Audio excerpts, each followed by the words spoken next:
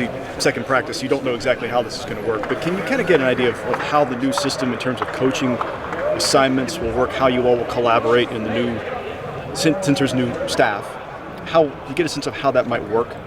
Yeah, defensively, I mean, offensively, I really, you don't spend a lot of time with them. They're really fine coaches. I know them both. But defensively, with Billy Davis, he takes over. He's coaching the linebackers.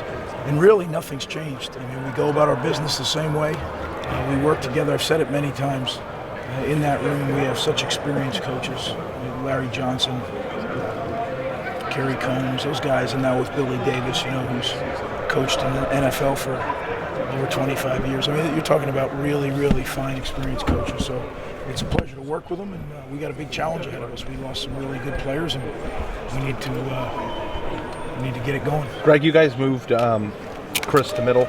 It seems, I know that you guys are still kind of experimenting with him, but what is it that what went behind that decision, and do you feel like that could be a good fit?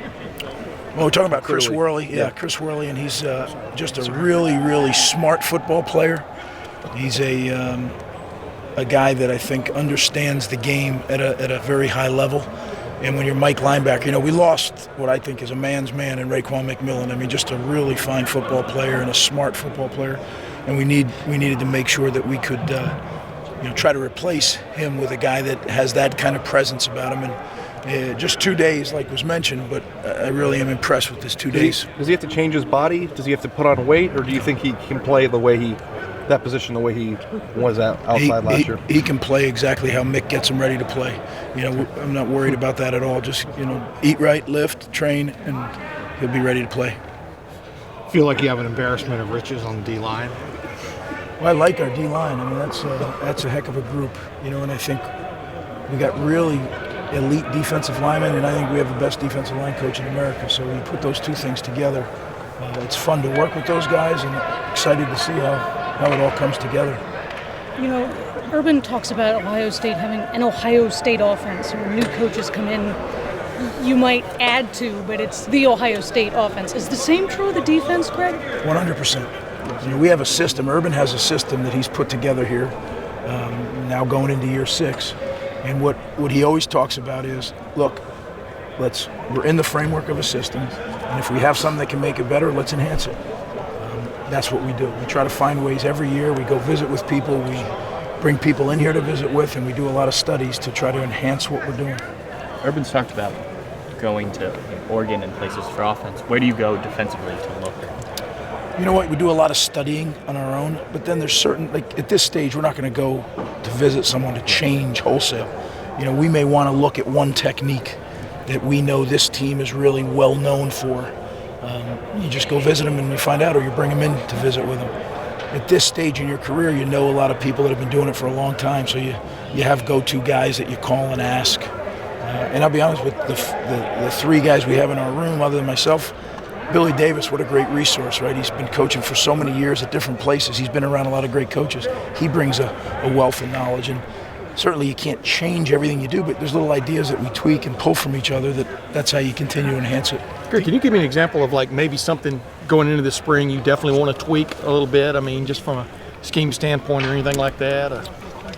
Well, I think one of the things was mentioned is the defensive lineman, right? Larry has done an incredible job of accumulating a great group there, and then he trains them so well.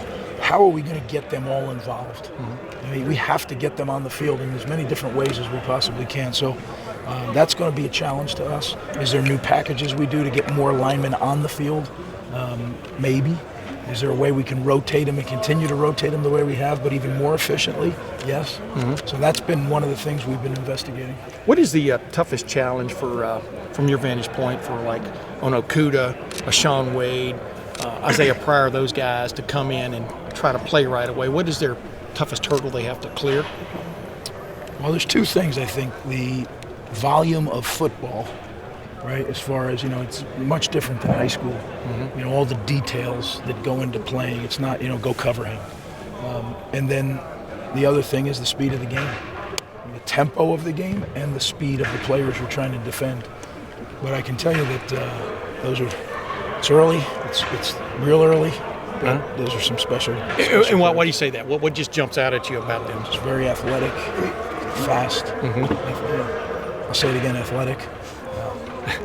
Urban had talked about wanting to do another 3-man rotation at the corner position, and given the fact that 3 guys left the second year in a row, do you see that in the cards, and is that something you want to implement for this upcoming season? It is. Yeah, I think it's critical to be able to do that. So when you get to the latter part of the year, your guys are still able to play at a high level.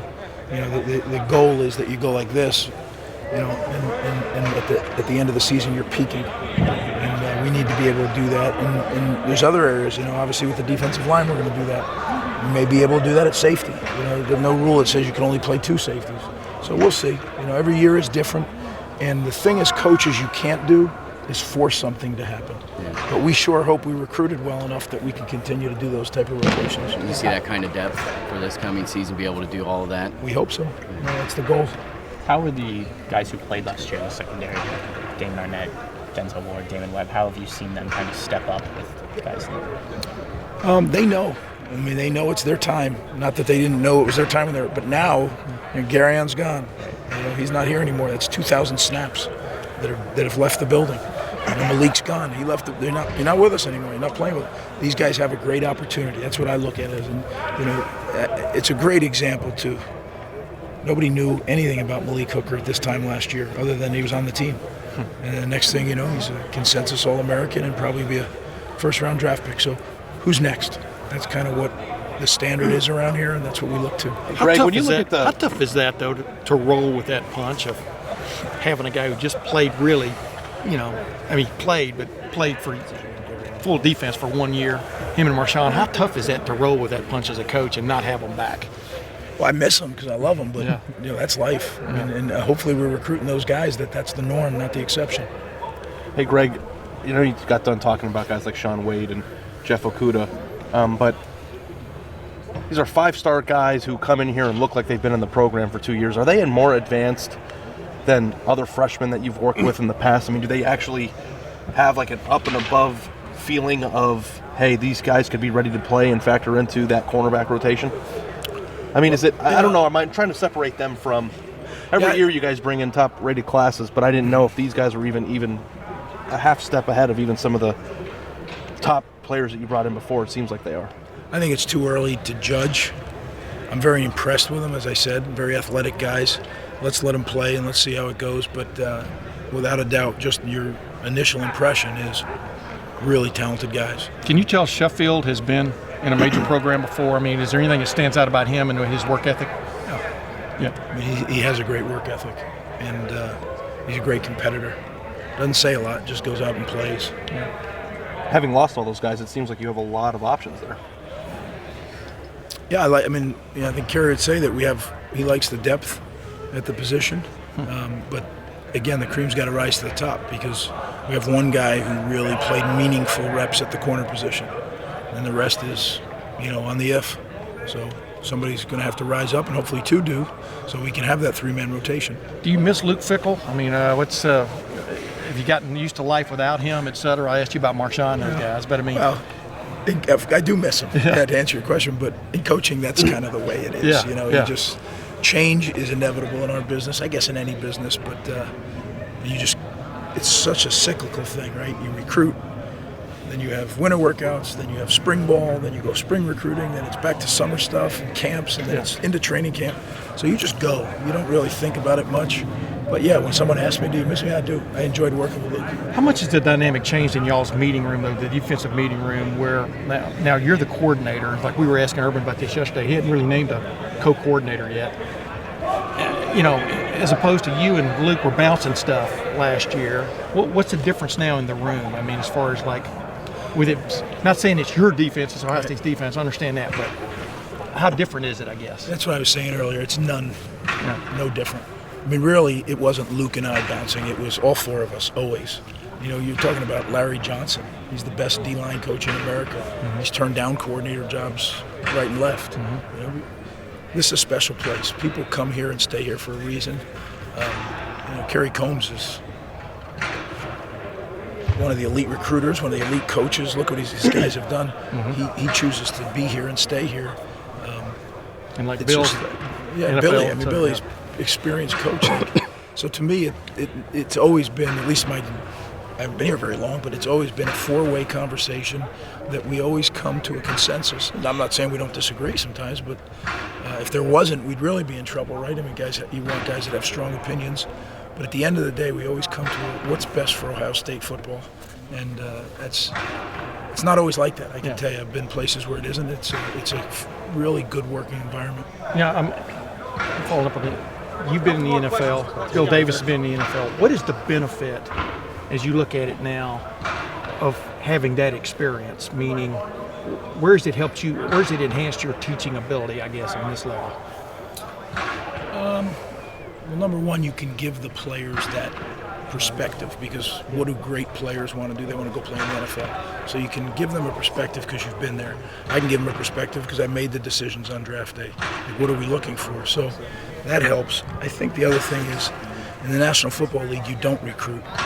You don't worry about academics. You don't worry about all the other things. So all you do is study football. Yeah.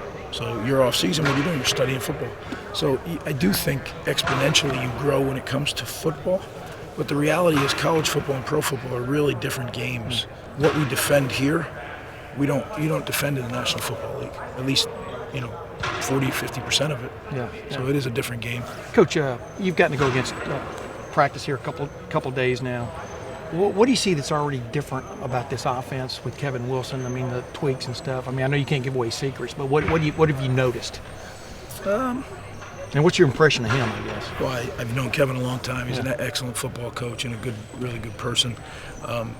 We're doing some tempo that is. If you remember the Indiana game, we got caught a few times in tempo. Yeah. So tempo really makes us button it up and be on point, because you get one guy who doesn't get his feet in the ground, and now they got to play. So that's one thing that I think jumps out. But again, Ryan Day and Kevin, just really, really good football coaches and good guys to work with. Can I ask one last quickie? Ray Rice spoke to the team yesterday during Real Life Wednesdays.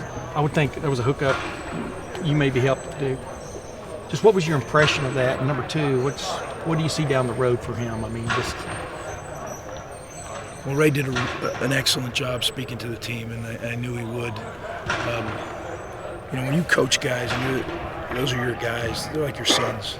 And he made an awful, horrible mistake, horrible night. And it crushed him and people who love him. But what he's done is he's tried to take a really, really bad thing and try to teach others from it, which the easy thing for him to do is just run off and hide. He's got a lot of money from playing pro football, but he's not that kind of guy. He's trying to say, hey, look, this was bad. I did a really bad thing. This is how I got there. Don't you guys go down that path. And I thought it was an excellent talk. Did you approach him to do this? Well, we talked about do you think he'd be good? And I know he had spoken to several other schools, and it turned out being a really good thing. Hey, Greg, has anyone surprised you through these first couple of practices? Surprised me. Well, we didn't really know what the incoming freshmen would look like, and defensively, they're all very impressive guys, every one of them. So that's not a surprise, but you don't know until you coach them. So that was good. From the returners,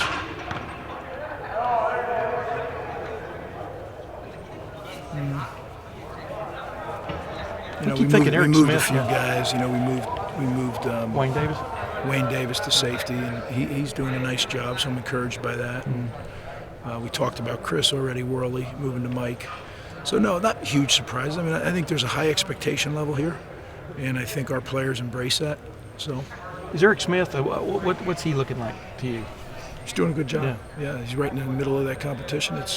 It is a competition. I tell and you Jordan that. Fuller, is he in the midst of it? Yeah, well, big time. Yeah. So, again, there's no rule that if they all three play at a high level or somebody else does, that you can't play more than two. We'll see how it goes. Do you get Thanks, the sense guys. that Eric, just real quick, Yeah. knows that clock is ticking, I guess, on his career? Yeah, I hope so. I mean, this is it. Right.